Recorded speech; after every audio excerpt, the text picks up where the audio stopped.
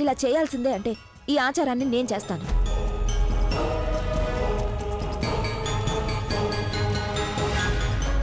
నువ్వెందుకు చేస్తావు? నేను కూడా ఇంటి కోడల్నే కదా.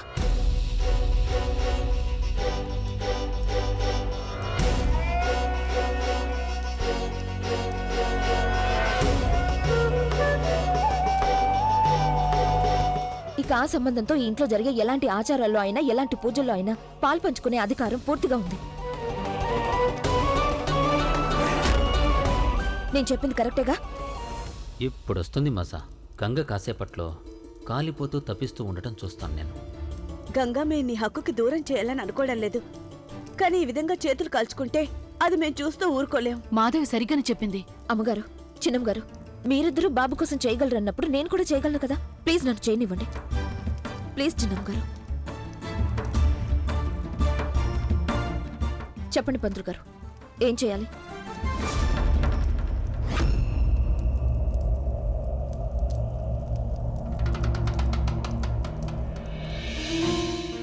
ఇక మీరందరూ కూర్చోవచ్చు.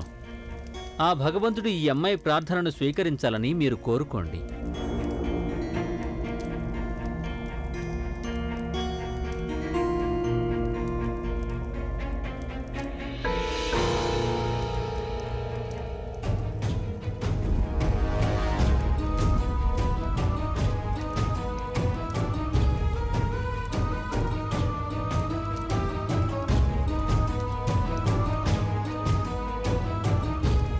ఇప్పుడు అందరూ కూడా మీ కళ్ళు మూసుకొని ధ్యానం చేయండి.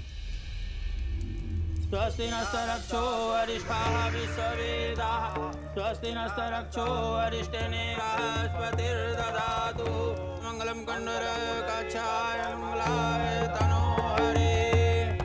ఈ పూజ గురించి అయితే నాకు తెలియదు అమ్మగారు, కానీ భగవంతుడు నీ పూజలను భక్తిని స్వీకరించాలని కోరుకుంటున్నాను.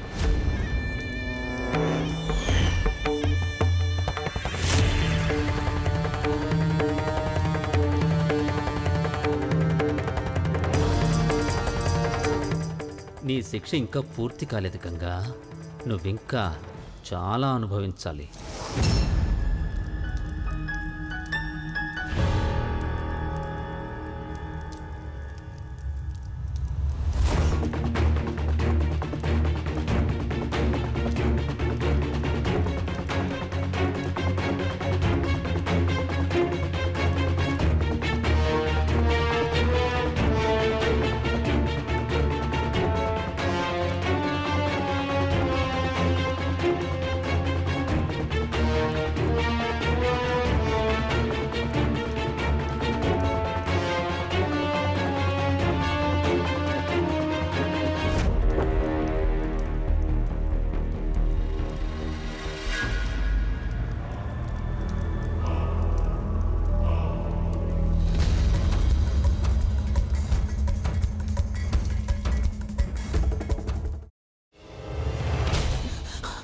నువ్వు ఇంకేమన్నా చెప్పాలా?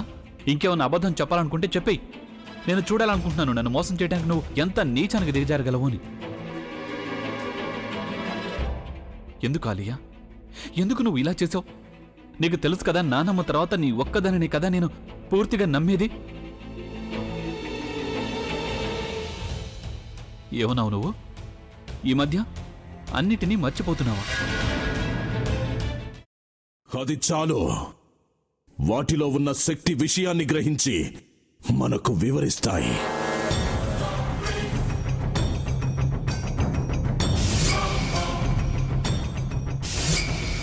ఎవరు ఆ దండ విప్పొద్దు, గది తలుపులు తెరవద్దు.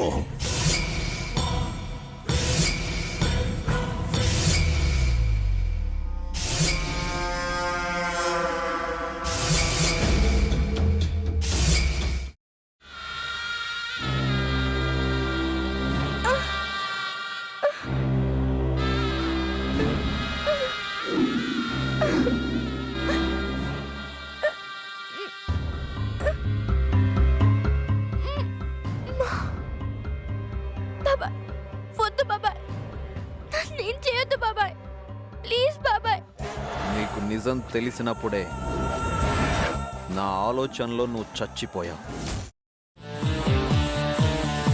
అబ్బా ప్లీజ్ కొంచెం తినండి ప్లీజ్. భీమారావు గారు మీరా? ఇగో మీరా కాదు సక్కుబాయ్. అవును, మీ పనామే లేచిపోయిందని చెప్పి కంప్లైంట్ ఇచ్చినావు కదా. రేయ్, ఆయన కంప్లైంట్ ఇచ్చింది లేచిపోయిందని కాదు, కనిపించడం లేదు అని. అచ్చా, అట్లానా? సరే మేడం. ఇడియట్. ఆ వంట మనిషి పేరేంటన్నారు? రత్తాలు మేడం. ఏం పెద్ద మంచి, నీ వంట మంచిని కూడా మేడం అని పిలుస్తావా? రేయ్ హాఫ్ బ్రెయిన్,